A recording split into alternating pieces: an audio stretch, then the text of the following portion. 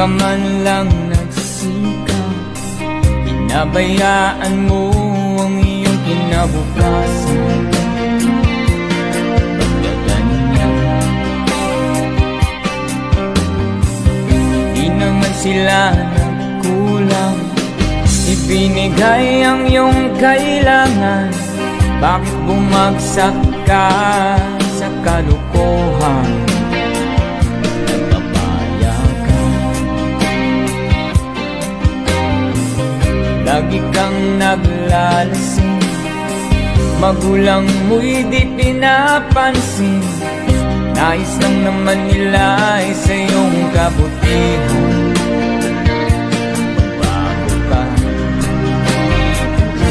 Magbago ka,